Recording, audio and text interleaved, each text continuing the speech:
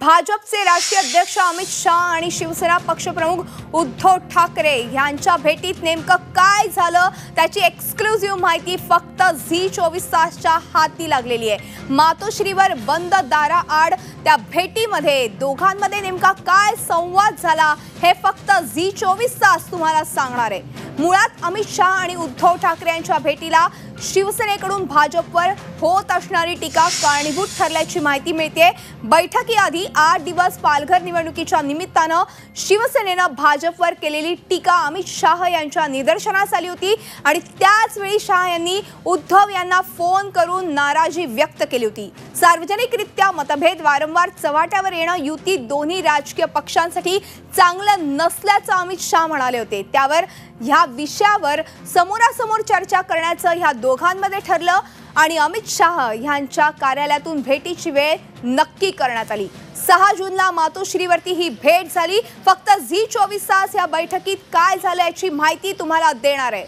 पाहूयात नेमकं या बैठकीत काय घडलं होतं।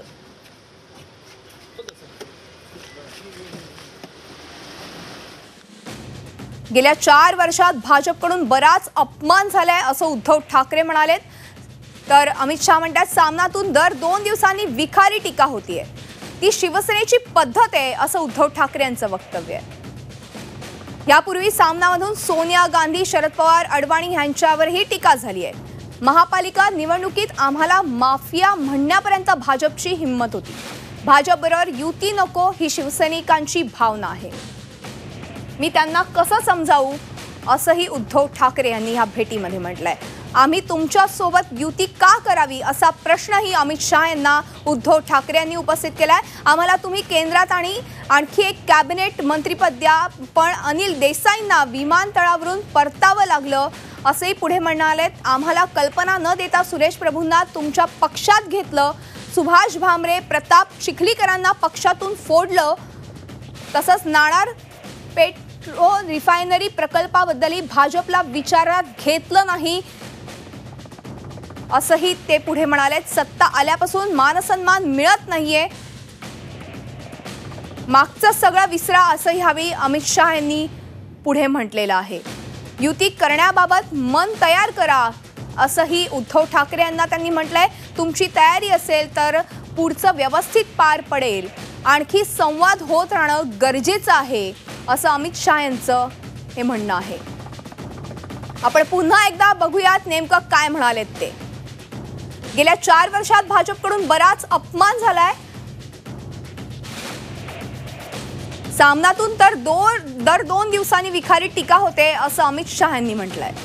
तर ती शिवसेनेची पद्धत आहे। यापूर्वी सामनामधून सोनिया गांधी, शरद पवार, अडवाणी यांच्यावरही टीका झाली आहे। महापालिका निवडणुकीत आम्हाला माफिया म्हणण्यापर्यंत भाजपची हिंमत गेली। भाजपबरोबर युती नको ही शिवसैनिकांची भावना आहे। मी त्यांना कसं समजावू, आम्ही तुमच्यासोबत युती का करावी असा प्रश्नही यावेळी उपस्थित करण्यात आलाय। आम्हाला तुम्ही केंद्रात आणखी एक कॅबिनेट मंत्रीपद देणार होता, पण अनिल देसाईंना विमानतळावरून परतावं लागलं, तसंच आम्हाला कल्पना न देता सुरेश प्रभूंना तुमच्या पक्षात घेतलं, सुभाष भामरे, प्रताप चिखलीकरांना पक्षातून फोडलं, नाणार पेट्रो रिफायनरी प्रकल्पाबद्दलही भाजपला विचारात घेतलं नाही, सत्ता आल्यापासून मानसन्मान मिळत नाही, मागचं सगळं विसरा असं अमित शाह यांनी म्हटलंय। तर युती करण्याबाबत मन तयार करा, तुमची तयारी असेल तरच पुढचं व्यवस्थित पार पडेल असं अमित शाह म्हणतात। आणखी संवाद होत राहणं गरजेचं आहे।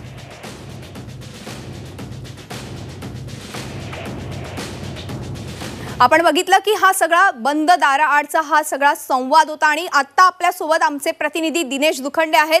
दिनेश, नेमकं ह्या भेटीमध्ये काय झालंय याबद्दलचा सगळा तपशील आपल्यापर्यंत पोहोचलेला फक्त झी24 तासकडेच हा तपशील आहे, काय सांगाल? मधुरा, अमित शहा आणि उद्धव ठाकरे यांच्या भेटीत नेमकं काय घडलं याची काही अंशी माहिती झी24 तासला उपलब्ध झालेली आहे। ही भेट सुमारे 1 तास चालली. अमित शहा स्वतः मातोश्रीवर साधारण 2.25 तास होते, पण मुख्यत्वे अमित शहा आणि उद्धव ठाकरे यांच्यात बंद दाराआड जी बैठक किंवा चर्चा झाली आहे ती साधारण 1 ते 1.25 तास अशी माहिती सूत्रांकडून मिळते. आणि त्याचा जो तपशील आहे तो झी 24 तासनं आपल्या दर्शकांसाठी या स्क्रीनवर दाखवलेलाच आहे. मुख्यत्वे युतीमध्ये जर निवडणुका लढल्या नाहीत, आगामी लोकसभा निवडणूक आणि त्यानंतर होणारी विधानसभा निवडणूक, तर 2 पक्षांचं काय नुकसान होऊ शकतं, राजकीय नुकसान म्हणतोय मी या निवडणुकांमध्ये, याची या दोन्ही पक्षाच्या नेत्यांना विशेषतः पक्ष नेतृत्वाला कल्पना आहे. आणि त्या अनुषंगानेच या भेटीमध्ये जी चर्चा झाली आणि त्या अनुषंगानेच सगळे येत्या काळातले निर्णय असतील अशी माहिती मिळते. कारण लोकसभा आणि विधानसभा निवडणुकीत दोन्ही पक्ष भांडले आणि जर ते नुकसान झालं तर त्याचा मोठा फटका विशेषतः सत्तेत येण्यापासून केंद्रात भाजपला खीळ बसू शकतो आणि राज्यात जे शिवसेना नेतृत्वाचं स्वप्न आहे मुख्यमंत्रीपदाचं किंवा सत्तेचं, तर या सगळ्या गोष्टींना खीळ बसू शकतो किंवा जे शिवसेना भाजपचे राजकीय विरोधक आहेत त्यांना आयती संधी उपलब्ध होऊ शकते या 2 पक्षांच्या भांडणात. या अनुषंगानेच या भेटीची चर्चा किंवा चर्चेचा सूर होता आणि त्या नंतर या चर्चेनंतर संवाद आणखी असायला हवा या बाबतीतही एकमत झालेलं आहे. जी शक्यता आहे, जी सूत्रांकडून माहिती मिळते त्यानुसार अमित शहा यांनी उद्धव ठाकरे यांच्याशी संवाद केलेला आहे. जी सगळ्यात मोठी अडचण होती गेल्या साधारण 3 ते 3.5 वर्षांमधली, की युतीतल्या या 2 पक्ष नेतृत्वांमध्येच संवादाचा अभाव होता आणि त्यातून मतभेद आणि त्याचं रूपांतर मनभेद असं झालं होतं. पुढच्या काळात मोठी एक दाट शक्यता व्यक्त केली जाते की स्वतः पंतप्रधान नरेंद्र मोदी हे उद्धव ठाकरे यांच्याशी संवाद साधून जे मतभेद आहेत ते दूर करण्यासाठी प्रयत्न करणार असल्याची ही माहिती सूत्रांकडून मिळते आहे.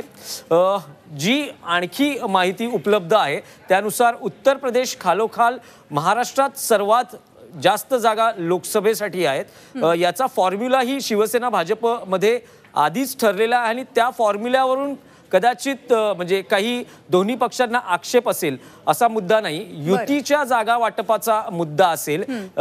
असं सांगितलं जातं आहे की 152 जागांची शिवसेनेची आग्रही मागणी आहे आणि मुख्यमंत्री पद शिवसेनेला हवं आहे आणि भाजपच्या दृष्टीने ही व्यवहार्य मागणी निश्चितच नाहीये आणि त्यामुळे ही मान्य होईल अशी ही शक्यता धुसर आहे. पण समसमान जागांवर फॉर्म्युला नक्की होऊ शकतो अशी एक शक्यता आहे आणि 63 जागांवरून 144 जागा आणि 122 जागांवरून 144 जागा असा एक समाधानकारक तोडगा असू शकतो.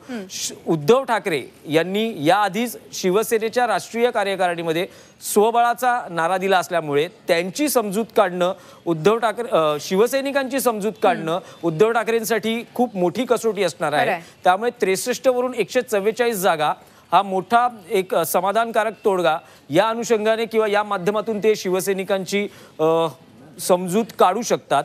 सध्या जी माहिती मिळते अमित शहा आणि उद्धव ठाकरे यांच्या भेटीनंतरही आणि त्याच्या आधीपासूनचही शिवसेनेच्या बहुसंख्य खासदार आणि आमदार यांची आग्रही मागणी किंवा आग्रही दबाव उद्धव ठाकरेंवर आहे.